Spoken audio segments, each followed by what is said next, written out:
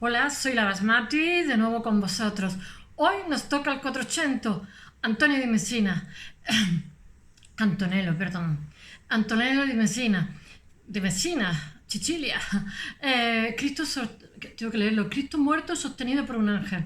Museo del Prado. Es pequeñita, ¿eh? 50 por 70 y no sé cuánto. Muy, muy pequeñita. Es una tabla. Ya sabéis que las telas es algo que se empieza a usar a partir o sea, el lienzo con cola de conejo y blanco de España o cayola, como queráis llamar, es algo que se empiezan a usar los holandeses.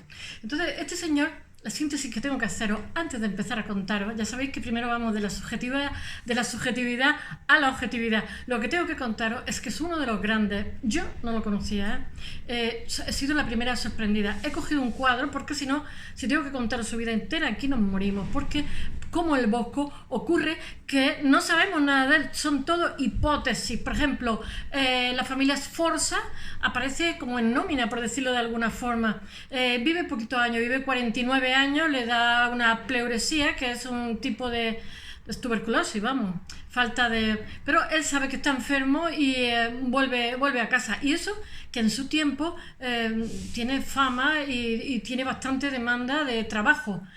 Ahora os contaré, porque el cuadro del Prado es un cuadro que se adquiere en el año 65, muy tarde, de una colección privada.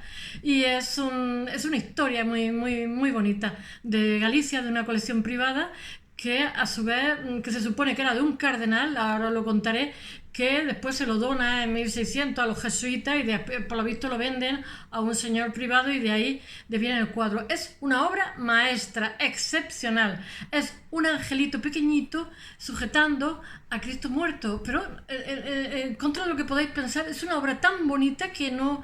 O sea, estás un ángel que es un nene que está con unas alas de colores y en el fondo este señor sale su Mesina, le rinde como tributo, como una metáfora de una Jerusalén. Mesina, que era una ciudadcita, no era tampoco entonces española. He de deciros que es una preciosidad y además el ángel está llorando, es un nene, tiene unas lagrimitas y Cristo está como adormecido. El niño no puede, lo lleva cogido de la axila. Hay un ejercicio de composición. Bueno, antes de empezar, he de deciros que la importancia de este señor es que, como todo lo grande, en contra de lo que la gente se pueda creer, el gran público, de que un buen pintor es alguien que es muy virtuoso con los colores, sí, pero no. Un buen artista, digámoslo así, es una persona que renueva siempre, y renueva, hace una síntesis entre el idealismo matemático italiano, clasicista, con la precisión y el detalle y el realismo de los holandeses, del norte, de Flandes, de los Países Bajos, que son una potencia artística y son muy diferentes, pero son complementarios. Y este señor hace una síntesis y ahora lo contaré. Porque además es muy interesante. Este señor hace una composición porque durante su vida él tiene un pique con dos autores porque él pasa unos años en Venecia donde triunfa y además cambia la pintura veneciana porque la pintura veneciana desconocía a los holandeses y él arrastra como si dijéramos vicios holandeses que ha aprendido de que nosotros los españoles somos grandes coleccionistas de los primitivos de Flandes y los primitivos holandeses y las coleccionamos y entonces toda Sicilia está llena de primitivos holandeses. Él ni siquiera aprende de Van Eyck ni Van nadie, o sea, el maestro que él tiene es un grandísimo admirador de los holandeses que además iluminan mucho los cuadros, son muy meticulosos tal, y eso contrasta con la pincelada italiana que es muy de composición, por decirlo, una composición maravillosa, minuciosa, entonces hace como si dijéramos una síntesis de dos cosas y claro, los resultados son espectaculares. Lo que pasa es que muere en plenitud de facultades, muy joven y tampoco hace muchísimo. Bueno, este cuadro que os digo está sobre una tabla de madera. Las tablas de madera tienen un problemita, lo dice alguien que está restaurando, y es que son difíciles de transportar porque tienen contracciones y dilataciones. El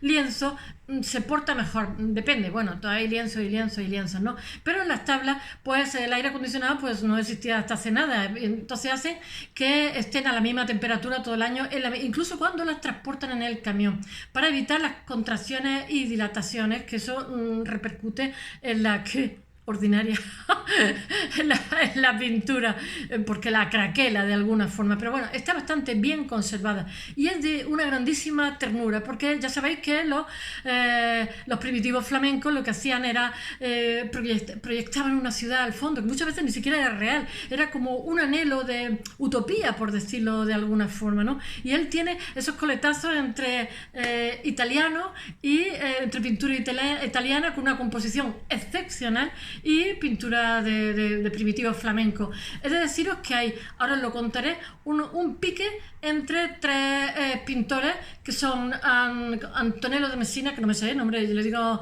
Antonio de Messina y es Antonello de Messina.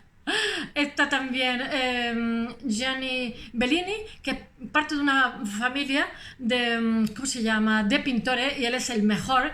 Nace en el mismo año, en 1430, y un año después Bellini tiene un cuñado suyo que es Mantegna. Entonces, entre los tres hay un pique, a ver quién la hace mejor. Bueno, esta pintura, hay un público ya potencial con capacidad adquisitiva y también con conocimiento de arte, que ya exige un público que tiene devoción y entonces quiere que le pinten cosas para ellos, para su colección privada. Y entonces estos pintores de esta época del 480 tienen un potencial público que le demanda y le pagan muy bien, pero quieren calidad y a esto se deben. Pero bueno, los otros pintores que hay no pierden de vista, porque tanto Mantegna como Gianni Bellini como el Antonello, que le quiero decir Antonio, Antonello de Messina, son innovadores. Por eso ya os digo que no solamente es el virtuosismo. Bueno, he de deciros que esta pintura es adquirida por el Prado en el año 45 y hoy nadie duda de su autoría, de que esta señora, aunque creo que es 74 por 51 su tamaño, es obra de la madurez de Antonio de Messina, que es un pintor italiano de grandísima reputación, y Vasari dice de Antonello de Messina que es el que introduce la pintura al óleo en Italia. Estamos en 1400, a principios de 1430. Ya nos vamos remontando con el tiempo para atrás, ¿eh? Yo os hablaré de Mantegna otro día. Es que era escultor, lo adoro. Tiene una pintura preciosa. Bueno, pero he estado leyendo a Calvo Serrayer y he estado leyendo también el Prado. He leído varias cosas y dice que eso de que Vasari era un poco como el cronista de la época, que cuenta cosas, pero muchas cosas están estrelladas porque la habla de oídas, no ha conocido al autor, y entonces, oye, sí está claro que trabaja para los esfuerzos, está en nómina, son sus protectores, sus mecenas una temporada, y otra temporada trabaja en Venecia. De deciros que el primer trabajo que hace creo que es en Reggio Calabria. Bueno, pero eso de que es el que introduce el óleo y no sé qué, no se ha demostrado, y ni se ha demostrado que él trabaja, que su maestro sea Van Eyck y que él viaja a los Países Bajos, que eso es una hipótesis de Vasari que se la ha sacado de la manga, que no es, ¿cómo se llama?, discípulo de Jan Van Eyck.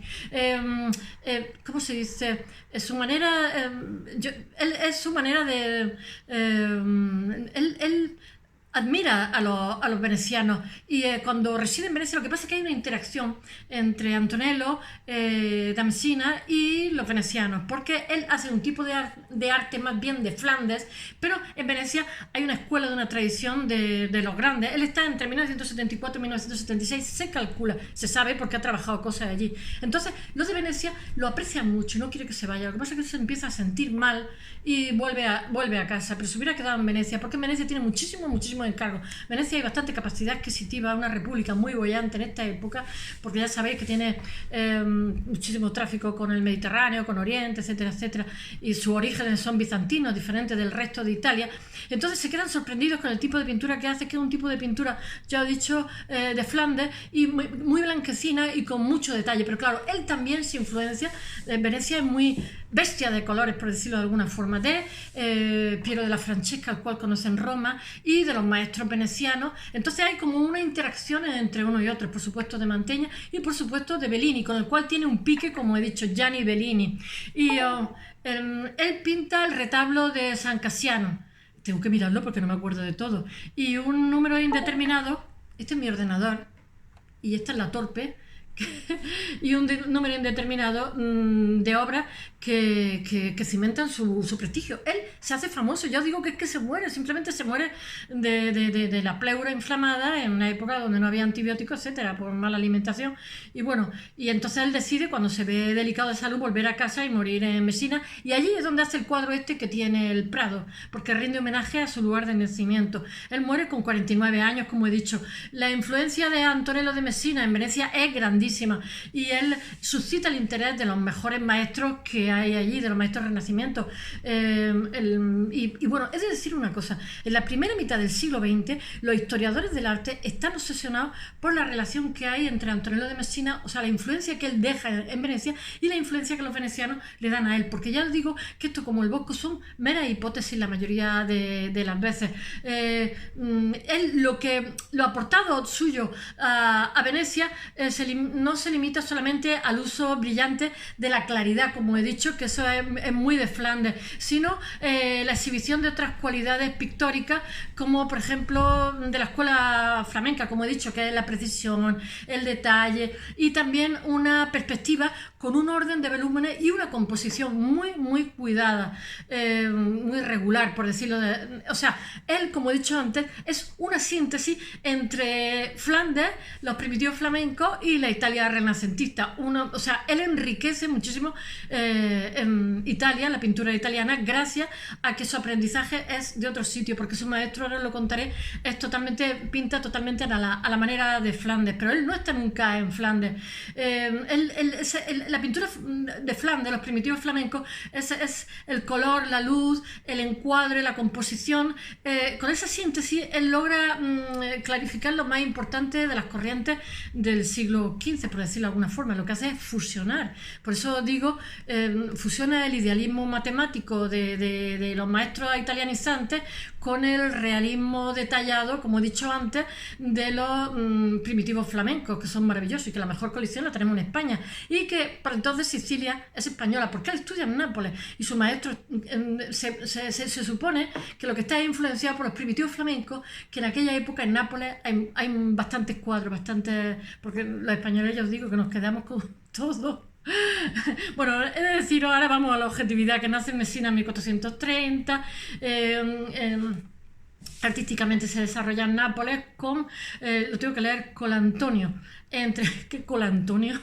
Entre 1445, o sea, unos 15 añitos, 1455, hasta que lograban entrar, ya sabéis, en una especie de sindicato, porque le hacían como unos exámenes y decían, bueno, pues es apto o no es apto.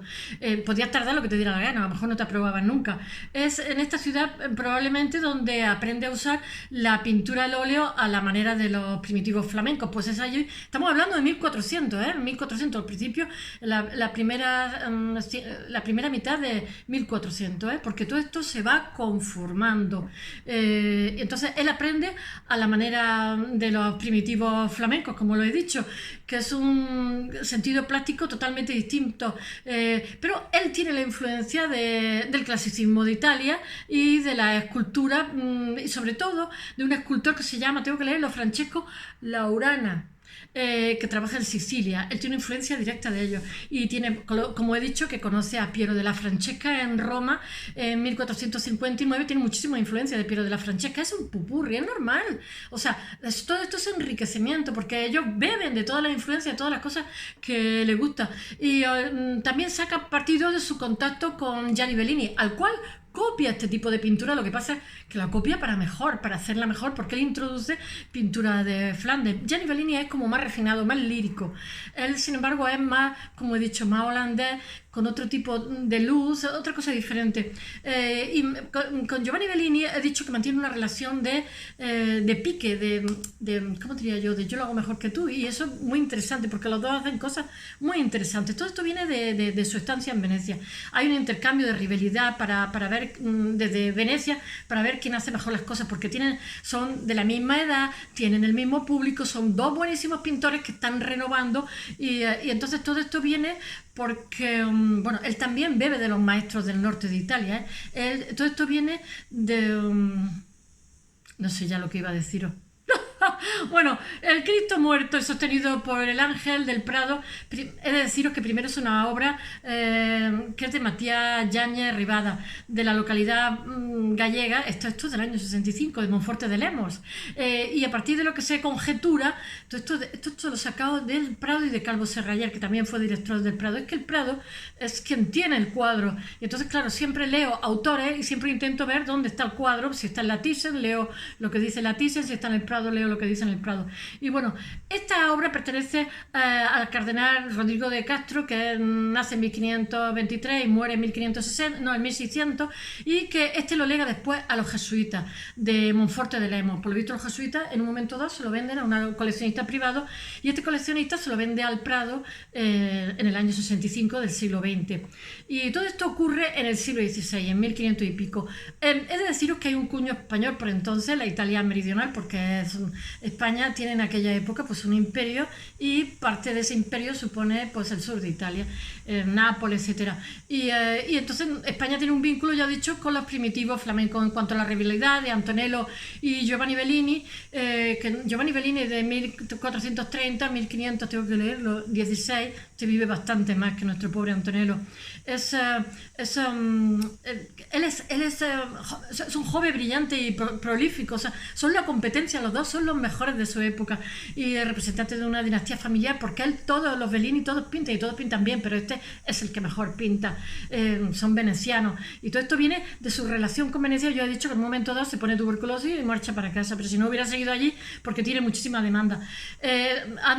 Nace en el mismo año, Mantegna es un año mayor, y bueno, son coetáneos en una generación donde hay una rivalidad y donde dan una respuesta creativa a los desafíos de la época, que es lo más importante, porque hay una especie de combate estético en ese momento histórico en el que alcanzan su madurez pictórica los tres, Bellini, Antonello y Mantegna. Ya os hablaré de los otros. Y ellos los tres interpretan como los preceptos que da León Battista Alberti, los tres preceptos, como si dijéramos, de lo que ha de ser la pintura, etcétera, etcétera.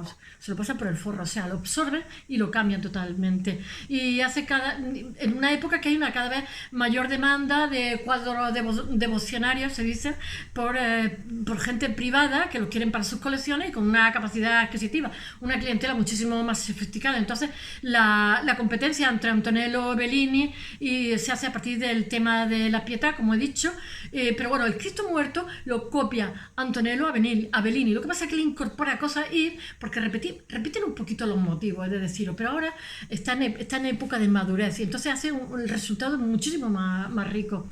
Y es de deciros que quizás tiene, ¿cómo se dice?, unos antecedentes, porque esto se ha especulado. El cuadro es maravilloso, de verdad, os lo pondré en la portada, y no puedo hacer el blog, se me ha estropeado internet, hasta el lunes no puedo pasarlo, si no pasaría, el lunes pasaré. Entonces estoy usando el teléfono. Entonces sus antecedentes son Perséfone emergiendo de la luz, que es una de la luz diurna, que es una obra y alzado por dos figuras, y esto es una obra de 400 años antes del nacimiento de Cristo. Pero hay también eso es del trono de Ludovici, 470 años del nacimiento de Cristo. Y después hay otro, también hay un relieve en bronce, que es Cristo levantado, tengo que leerlo, por los ángeles, que es de Donatello, que es de 1448, y después está el entierro de Roger van der Bende de 1450. Esto es lo que se supone que son los ancestros de la pintura que estamos viendo aquí, porque cuando veo una pintura siempre ves lo anterior y lo siguiente, porque muchos de estos genios se adelantan a su época la mayoría de las veces.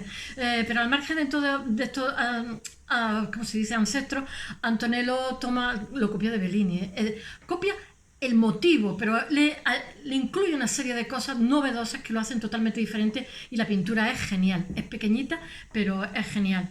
Bueno, no sé qué deciros más. Y bueno, que él cuando pinta esta pintura está 2 o 3 años antes de su muerte. Él sabe que va a morir y ha vuelto a casa. Y bueno, su regreso final a Messina. Por eso rinde homenaje a Messina, como estas versiones confrontadas con las anteriores divergen en que ambos van más allá del sentido, más allá del realismo, porque hay lo patético de Antonello frente a lo, ¿cómo se dice?, el sentido más refinado y lírico de Gianni Bellini, que son como antitéticos, pero los dos son geniales. Pero en el Cristo muerto hay una tensión de Antonello, porque no todo es patético. Hay una ciudad preciosa, hay un paisaje precioso al fondo, hay una luz maravillosa, o sea, crea una tensión entre un muerto y un ángel con unas alas de colores, que es un nene que está llorando, pero está como mucho, es un querubín de esto.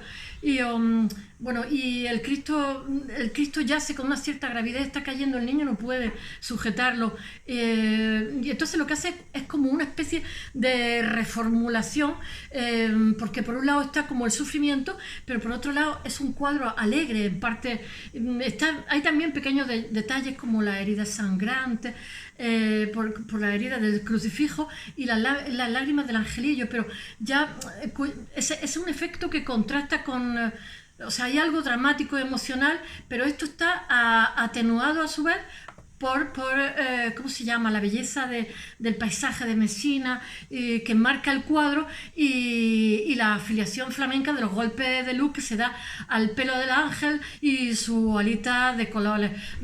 Antonello se adelanta a lo que de alguna forma hace Miguel Ángel, y el paisaje del fondo de Messina, como he dicho, es el homenaje que le hace antes de morir a su lugar de nacimiento, elevando una metáfora de Jerusalén. Espero que os haya gustado esta mañana.